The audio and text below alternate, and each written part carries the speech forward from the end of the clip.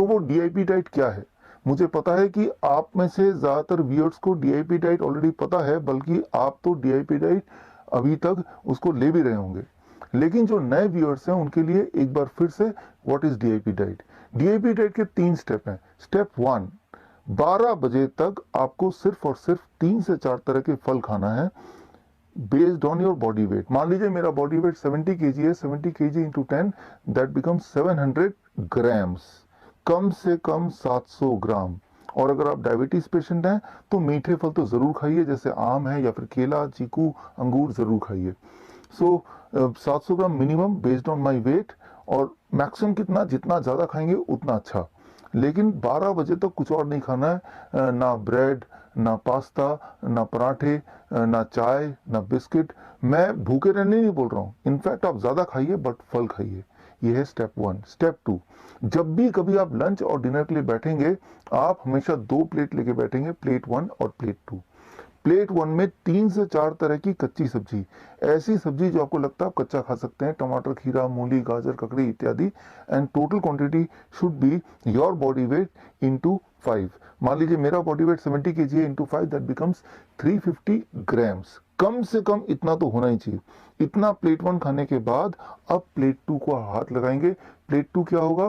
Conventional diet, जो भी आप घर में खाते आए हैं, रोटी, सब्जी, दाल, चावल, इडली, डोसा, जो भी आप ट्रेडिशनली खाते आए हैं वही खाएंगे और खूब खाएंगे। लेकिन पहले प्लेट 1 खत्म करने के बाद तभी प्लेट 2 टच कर सकते हैं।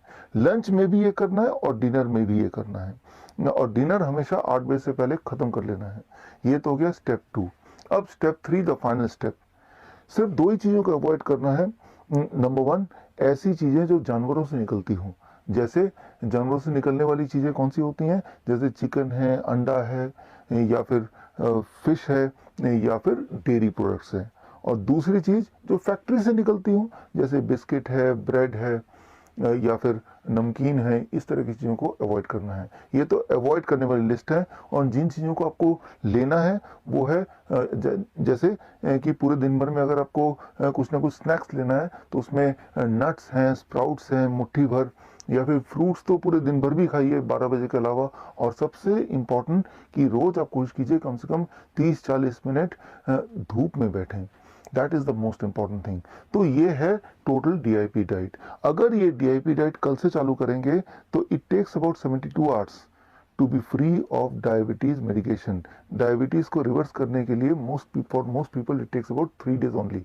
मतलब तीसरे दिन तक आपकी मजबूरी हो जाएगी कि डायबिटीज की दवाइयों को जीरो करना, या अगर आप इंसुलिन पे हैं तो इंसुलिन को एटलीस्ट 50% घटाना, नहीं तो आप हाइपोग्लाइसेमिक स्टेज में चले जाएंगे and that can be dangerous. 3 से 7 दिन के अंदर अंदर आपका ब्लड प्रेशर कम होने लगेगा, यानी कि ब्लड प्रेशर की मेडिसिन से भी पीछा छूटने लगेगा, कोलेस्ट्रॉल नॉर्मलाइज हो जाएगा, इंटेस्टाइनल डिसऑर्डर गायब हो जाएंगे, कॉन्स्टिपेशन गायब हो जाएगा।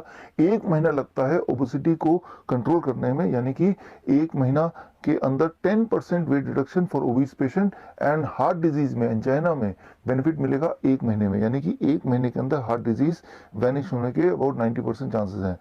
2 महीने के अंदर थायराइड गायब हो जाएगा, यानी कि थायराइड के मेडिकेशन पे अगर आप हैं तो मेरी रिकमेंडेशन है कि हर महीने थायराइड चेक कराइए, क्योंकि आपको थायराइड की मेडिसिन को टेपर डाउन करना है, अदरवाइज आपका हाइपोथायराइड हाइपरथायराइड में कन्वर्ट हो जाएगा।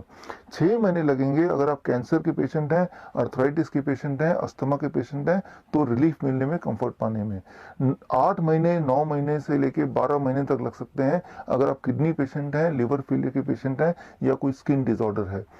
सबसे महत्वपूर्ण बात है कि जैसे आप डीआईपी डाइट स्टार्ट करेंगे उसी दिन से आपको बेनिफिट दिखना, एहसास होना शुरू हो जाएगा।